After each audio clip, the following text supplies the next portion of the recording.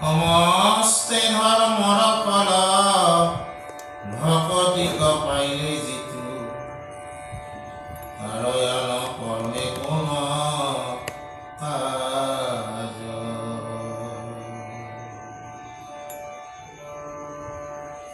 হে ৰাম নন্দৰ আগত যত কহিলে উদ্ধৱে তাক সংহৰীয়া এহি মানে থওঁ বনাই লন্ত আৰু যেন গোপীৰ ভকতি দেখি শুনি তাক কিছু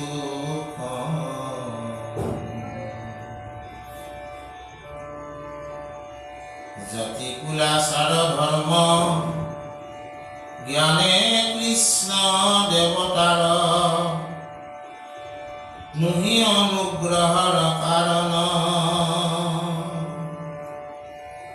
কিন্তু ভক্তি ভাবে আতি ভজুকয় জাতি জাতি তাতেকে সন্তুষ্ট নাৰায়ণ।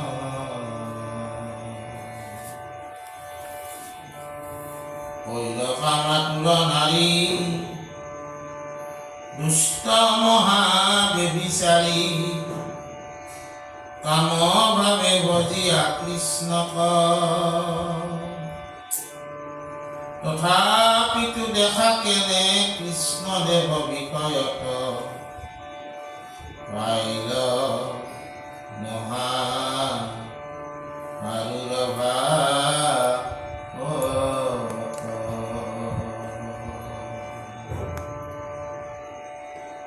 ইটো গোপিকাক প্ৰতি কৃষ্ণৰ পৰম প্ৰীতি। হে ৰাম হইলো আকৌ দেখিলো সাক্ষাৎ এতেকে যা নিলো মহা ঐক্য হবে পাবে গতি ইটো কৃষ্ণ দেৱৰ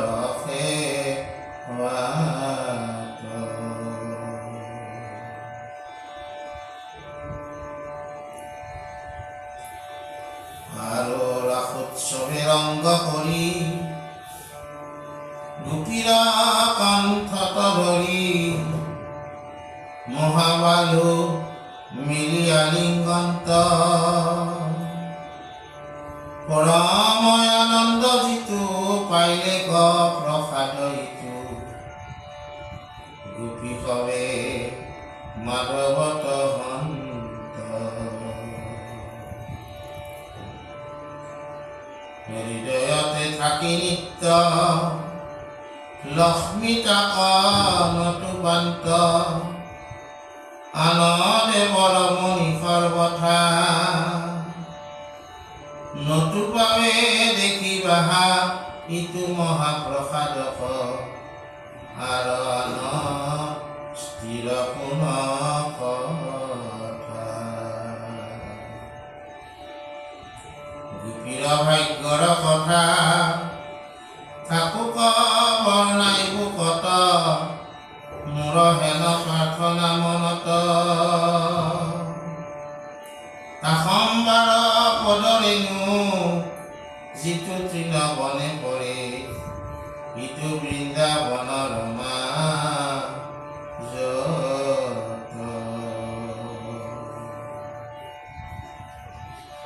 তাৰ একগাছি তৃণ হুয়া থাকোঁতে মোৰ মিলে মহাভাগ্য বিপৰীত ইটো গোপী সকলৰ পৰম পবিত্ৰতৰ চৰণৰে মুখ পাইলো নিত। গৃহৰ দুষ্টেৰ্য আশা কুলাচাৰ ধৰ্ম তেজি ভজিলন্ত কৃষ্ণৰ চৰণে দুৰ্লভ জানিয়া মনে বিচাৰিয়া সৰ্বক্ষণে পুৰন্ত সমস্ত দেৱ গণে।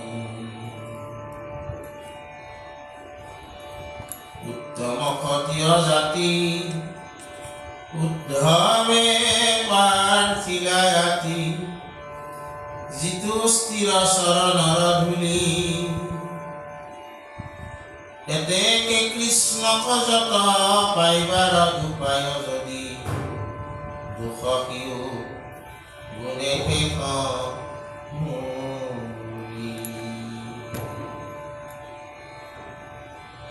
শুনিও সভাসদ ভক্তি ৰত্ন হলি পদ ভকতৰ ঐকে মহাধন জানিবা সমস্তে তত্ত্ব গুচিবে সংশয় যত পৰম নিৰ্মল হৈবে মন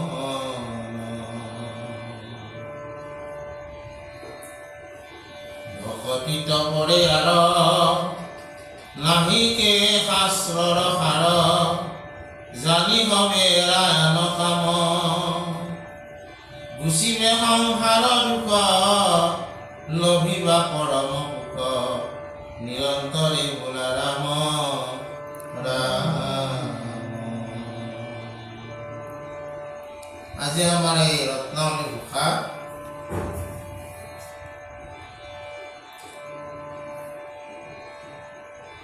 ইয়াক কোৱা হৈছে যে ভক্তি যিমানে ঈশ্বৰৰ প্ৰতি আমি কৰি থাকিম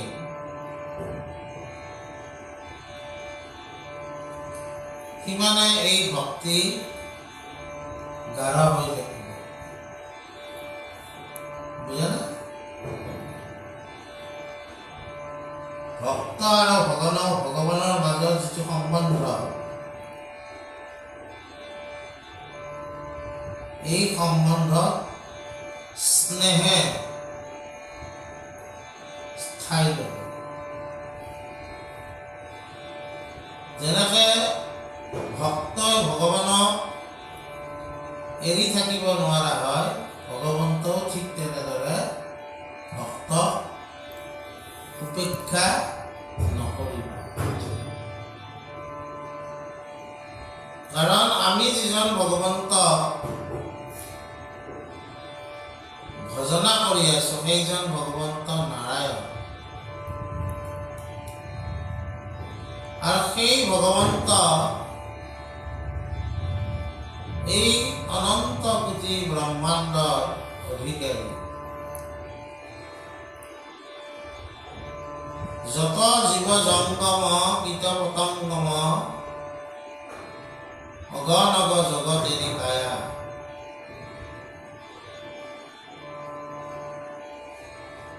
জীৱ অংশে প্ৰৱেশিলে গাঁৱে গাঁৱে তোমাক ভজো আমি সৰ্বভাৱে সমস্ত ভূততে আছো মই হৰি সবাক মানিবা তুমি বিষ্ণু বুদ্ধি কৰি।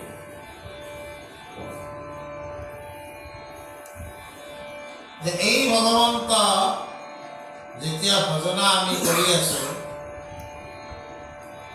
এই ভজনাই আমাক ঈশ্বৰৰ ওচৰলৈ লৈ যাব আৰু এই ভগৱন্ত আৰু ভক্তৰ মাজৰ যিটো স্নেহ গঢ়ি উঠিব এই স্নেহক কোনো তোমালোকে সন্দেহ নকৰিবা।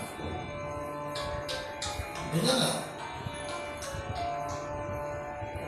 কেতিয়াবা কেতিয়াবা ভক্তৰ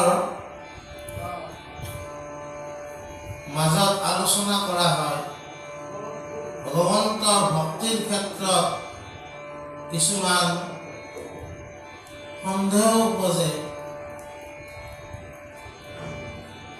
জীৱনৰ ঘাট প্ৰতিঘাতে আমাক কেতিয়াবা কেতিয়াবা ভগৱন্তৰ ওচৰৰ পৰা দূৰলৈ ওলাই যাব খোজে। বুজা না? সেই ক্ষেত্ৰত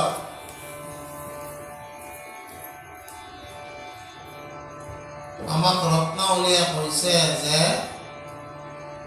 ভক্তি কৰি থকা তুমি ইয়াক কোনো সন্দেহ নকৰিবা। তুমি যিমানে ভক্তি কৰিবা সিমানে তুমি ঈশ্বৰৰ প্ৰিয় হ'ব পাৰিবা। ইয়াত কোনো সন্দেহ নাই।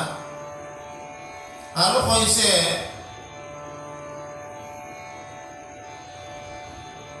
তপ জপ যাগ যজ্ঞ সবেই বিড়ম্বন, কেৱল ভক্তিত তুষ্ট হন্ত নাৰায়ণ।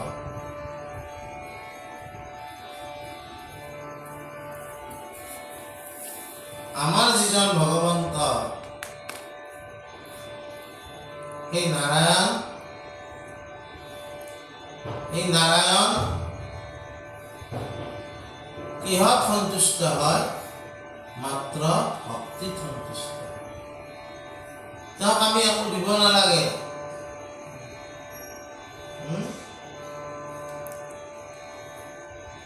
কেৱল ঈশ্বৰক আমি আমাৰ মালিক বুলি মানি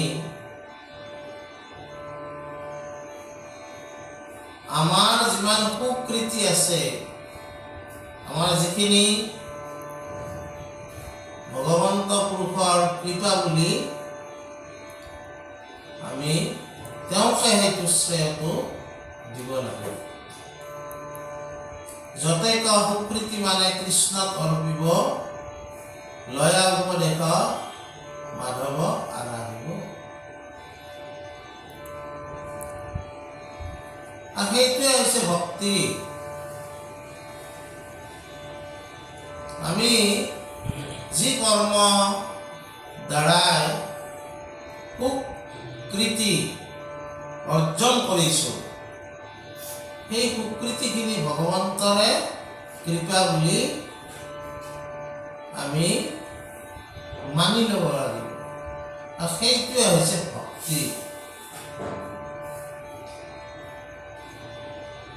ৰত্নাৱলীয়ে কৈছে যে তপ জপ যাগ যজ্ঞ এই সমস্তৰ লগত যদি কোনোবাই ভক্তিযুক্ত কৰে, তেতিয়াহে সেই তপ জপ যাগ যজ্ঞ কি হ'ব?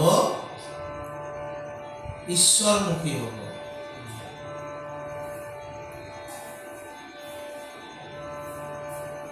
অন্তৰ্মুখী হ'ব।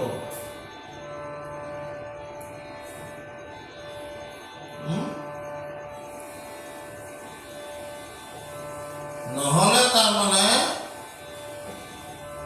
এইবিলাক বহিৰংগ হৈ থাকিব।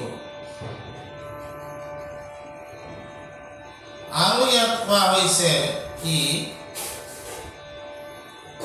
যে গোপীবিলাকে তেওঁলোকৰ কুলৰ সকলো কুলাচাৰ ধৰ্ম এৰি কেৱল ভগৱন্তকে তেওঁলোকে স্বামী হিচাপে পাবলৈ বিচাৰিছে। স্বামী মানে কি? গৰাকী।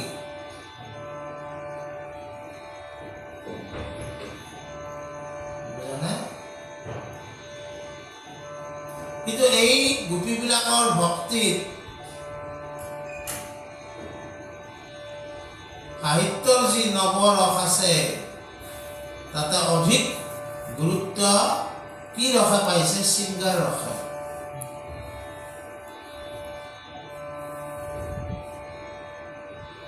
সেইকাৰণে ৰাসৰ কথাবিলাক কামযুক্ত কথা হৈছে।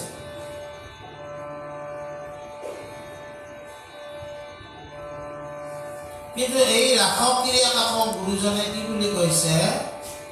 শুনিওক বুধজন জনম সাকলি, কৃষ্ণ ৰাস ক্ৰিয়া এইটো কামজয় কিনি।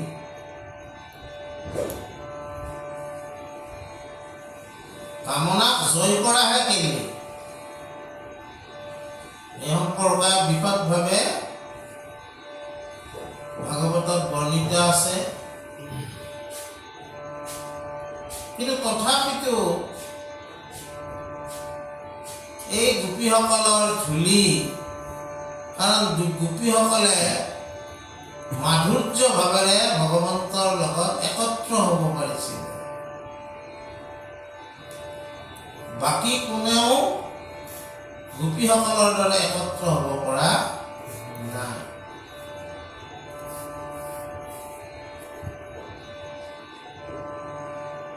সেইকাৰণে কৃষ্ণৰ প্ৰাণৰ বান্ধৱ উদ্ধৱে এই গোপীসকলৰ পদধূলি শিৰত ল'বলৈ বিচাৰিছে। আৰু ব্ৰজ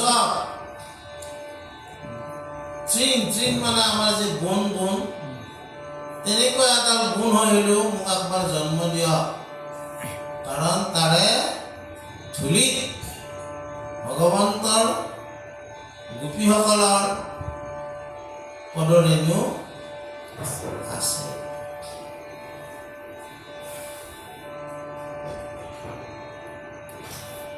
আৰু মহাপুৰুষ মাধৱদেৱ গুৰুজনেও গোপীসকলক প্ৰশংসা কৰি লিখিছে কি? গোপী নিৰধন বজেৰ জীৱন মোহন ৰাম গোবিন্দ পৰম সাদৰে শিৰে তুলিলাও তজুপদয়ৰ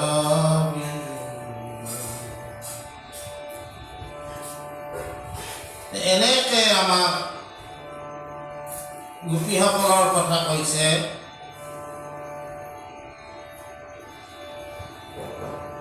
এই গোপীসকলে ভগৱন্তৰ দুৰ্লভ বুলি জানি ভগৱন্তকে একে ভগৱন্তৰ অন্তৰ গোপীৰ অন্তৰ একে হোৱাৰ নিমিত্তে তেওঁলোকে কি কৰিছে? ৰাসক্ৰিয়া কৰিছে। গতিকে আমাক শেষত কৈছে যে ভগৱন্ত যিজন ভগৱন্তক আমি ভজনা কৰিছোঁ, সেইজন ভগৱন্তৰ দোষ গুণ একো বিচাৰ নকৰে। দুখীসকলেও যদি তেওঁক চিন্তা কৰি আছে, সেই দুখীসকলেও তেওঁৰ দ্বাৰাই মুক্তিৰ পথ পাব পাৰে। গুৰুজনাই সেইকাৰণে কীৰ্তনত লিখিছে, ভৈৰভাৱে চিন্তিবাহা মুখ অল্পকালে পাইবা এই লোক। কংসই ভগৱন্তক শত্ৰু জ্ঞান কৰি চিন্তা কৰিছিল, কিন্তু তথাপি কংসই কি পাইছিল? পৰম দুৰ্লভ স্থান পাইছিল। কাৰণ ঈশ্বৰৰ ওচৰত তেওঁ ঈশ্বৰৰ দ্বাৰা বোধ কৰা হৈছিল।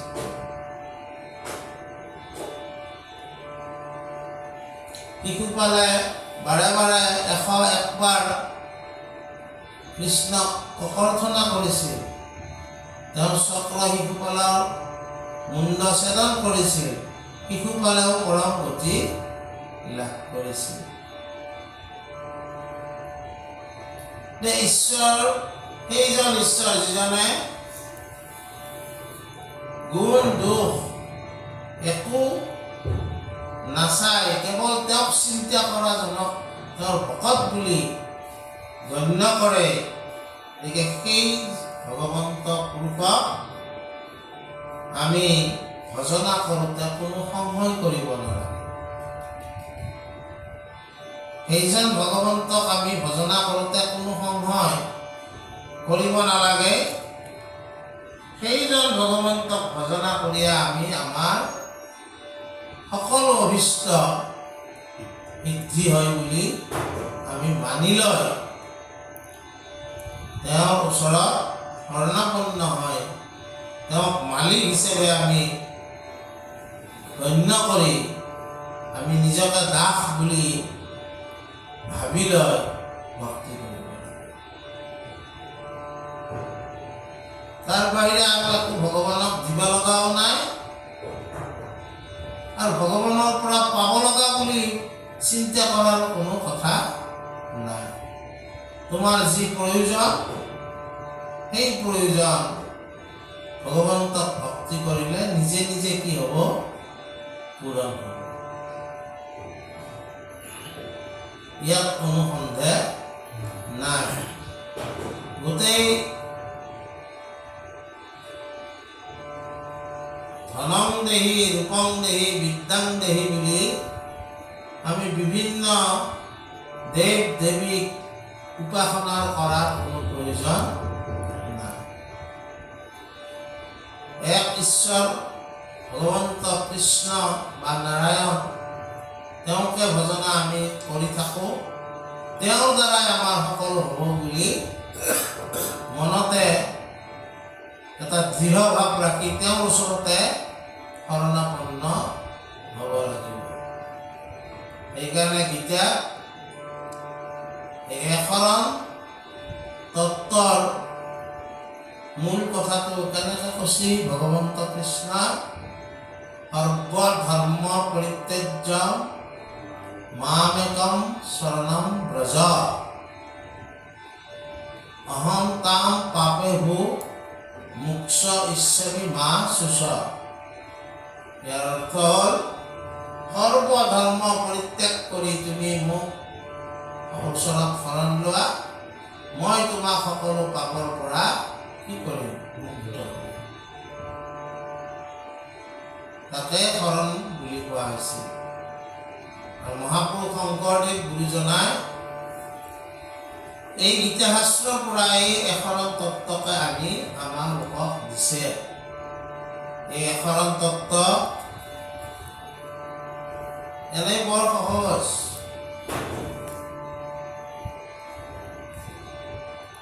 জানা, কিন্তু কথাটো হ'ল কি, বাছ ষ্টেণ্ডৰ ওচৰৰ ল'ৰা ছোৱালীয়ে সাধাৰণতে গাড়ী ফেইল কৰে। আমি জন্মগতভাৱে শংকৰদেৱৰ এই শৰণ পন্থাটো পাইছোঁ কাৰণে আমি গৌৰৱ কৰিলে নহ'ব। এই একশৰণ তত্ত্বৰ কথাবিলাক, একশৰণ তত্ত্ব শংকৰদেৱে আমাক কিয় দিছে? গুৰুজনে এই একশৰণ হৰিনাম ধৰ্মৰ দ্বাৰাই কোনখন সমাজ গঢ়িছে? গুৰুজনে এই একশৰণ হৰিনাম ধৰ্মৰ লগতে কি সংস্কৃতি আমাক দিছে? এই কথাবিলাকো আমি অনুধান কৰিব লাগিব, শিকিব লাগিব, বুজাৰ কাৰণে যত্ন কৰিব লাগিব।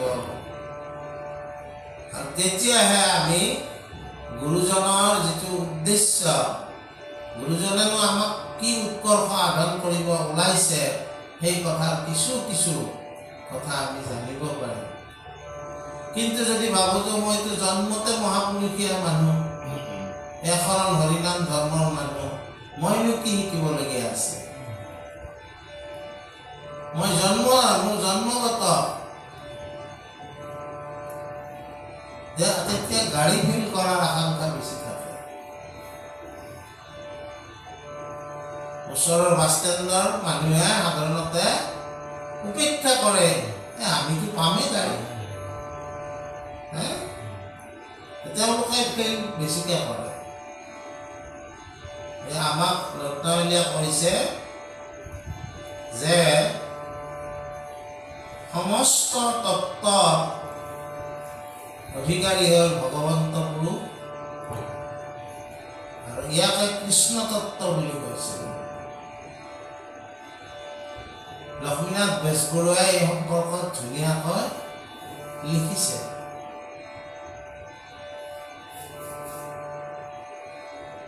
পদ্মনাভ গোহাঁই আমাৰ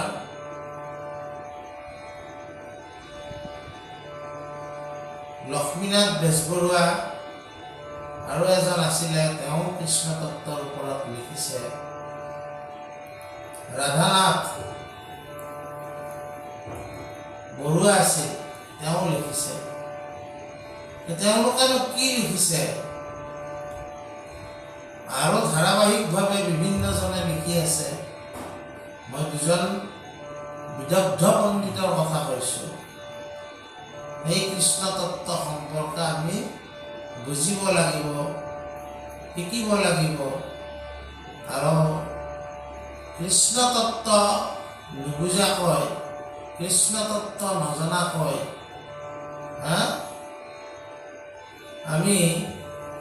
আমি যিটো ভক্তি কৰি আছোঁ, এই ভক্তি আমি সাধাৰণভাৱে কৰিব পাৰিম, কিন্তু এই ভক্তিৰ ধাৰাটো গ্ৰাহ্য কৰিবৰ কাৰণে এই কথাবিলাক আমি অনুসৰণ কৰিব লাগিব। গতিকে সেইকাৰণে কৈছে যে ভক্তিত পৰে আন একো নাই। আশ্ৰয়ো তাৰমানে ভক্তিকে উত্তম পন্থা বুলি গণ্য কৰিছে।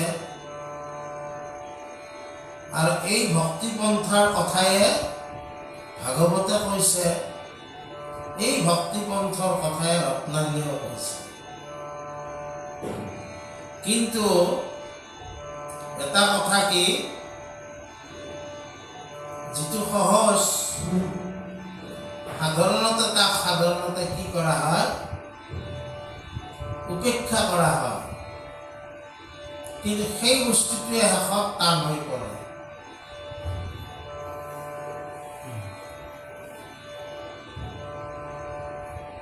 সেই বস্তুটোৱে শেষত টান হৈ পৰে।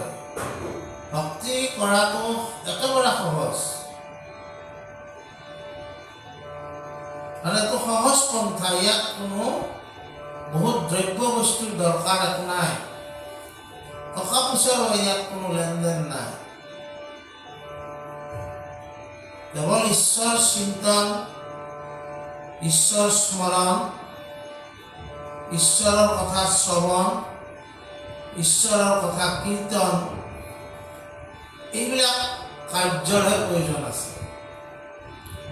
তোমাৰ ভক্তি কৰোঁতে কিমান টকা আছে, কিমান ধন আছে, কিমান সোণ আছে, এইবিলাকৰ দ্বাৰা ভক্তিৰ মাপকাঠি নিৰ্ণয় নহয়। সেইকাৰণে কৈছে যে বিভিন্নজনে, ভাগৱতত ইয়াৰ উদাহৰণ আছে, পিংগলাৰ দৰে বেশ্যায়ো ভক্তি পন্থৰ জৰিয়তে গুৰু পৰ্যায়লৈকে কি হৈছিল, উত্তৰণ হৈছিল। গোপীসকলে বেবিচাৰী কথাৰ মাজেৰে, অৰ্থাৎ চিংগাৰ কথাৰ মাজেৰে যদিও কৃষ্ণক পাবা বিচাৰিছিল, তেওঁলোকৰ ভক্তিৰ যিটো ওপৰৰ স্তৰ তাতে আৰোহণ কৰিব পাৰিছিল। আৰুঢ় ভক্তি বুলি কৈছিল। আৰু সেইকাৰণে আমাক কৈছে যে যিহেতু সকলো শাস্ত্ৰই এই ভক্তিকে সাৰ কথা বুলি কৈছে, ইয়াক তোমালোকে সংগ্ৰহ নকৰিবা, সকলো ত্যাগ কৰি কেৱল ভগৱন্তক ভক্তি কৰাৰ কাৰণে যত্ন কৰা। আৰু এই ভক্তি কৰিলে তোমাৰ সংসাৰৰ যিমান দুখ, এই সমস্ত দুখৰ পৰা তুমি পৰিত্ৰাণ পাবা, পৰমানন্দ সুখৰ ফালে তুমি গমন কৰিবা। আৰু সেইকাৰণে মাধৱদেৱে কৈছে, তোমালোকে কেৱল ঈশ্বৰৰ নাম লোৱা, ঈশ্বৰৰ নাম লোৱা, ঈশ্বৰৰ নাম লোৱা।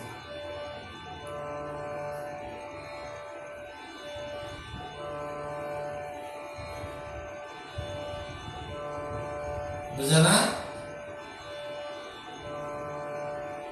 হৰি নামৰ মালা দিন যায় কাল যায়, লয় ওৰে হৰি নামৰ মালা।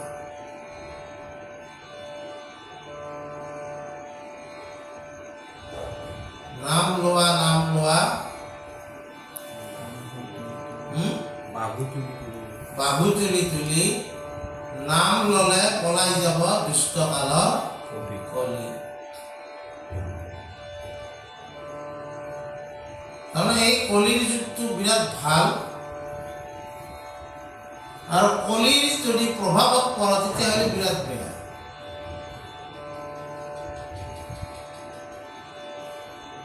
কলিৰ প্ৰভাৱৰ পৰা মুক্ত হোৱাৰ কাৰণে আমি আচলতে ঈশ্বৰৰ নাম ল'ব লাগে।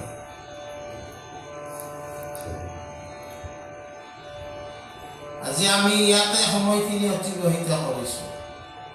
ইয়াত নকৰি আমি কলি থকা ঠাইতো আমি অতিবাহিত কৰিব পাৰিম নহয়। তাতে বাহ্যিক আনন্দও বহুত বেছি আছে। মদ্যপানৰ স্থান, জুৱা খেলাৰ স্থান, এইবিলাকতো মানুহে সময় অতিবাহিত কৰি আছে, বুজা না? গতিকে তেওঁলোকৰ কাৰণে কলিয়ে তেওঁলোকৰ ওপৰত প্ৰভাৱ পেলাইছে। আৰু যিসকলে ঈশ্বৰ ভগৱন্তক ভক্তি কৰাৰ কাৰণে সত্ৰ, নামঘৰ বা নিজৰ ঘৰতে এই ঈশ্বৰ কথাৰ লগত যুক্ত হ'ব চেষ্টা কৰিছিল, তেওঁলোকে এই কলিৰ দোষবিলাকৰ পৰা কি কলিকিত্ত দোষৰ পৰা তেওঁলোকে পৰিত্ৰাণ পাই আছে। মহাপুণ্য তেওঁলোকে আৰ্জি আছে। আৰু এই জীৱনটো জনম মৰণ যিটো চক্ৰ, ইয়াৰ পৰাও তেওঁলোকে মুক্ত হোৱাৰ কাৰণে এটা পথত অগ্ৰসৰ হ'ব পাৰিছে। গতিকে সেইকাৰণে আমি ভক্তি কৰিব লাগে। জানক নাজানক ঈশ্বৰৰ নাম সদায় স্মৰণ, শ্ৰৱণ, কীৰ্তন কৰিব লাগে। গতিকে আজি আমি এইখিনি কথাকে আলোচনা কৰিম। কৃষ্ণ।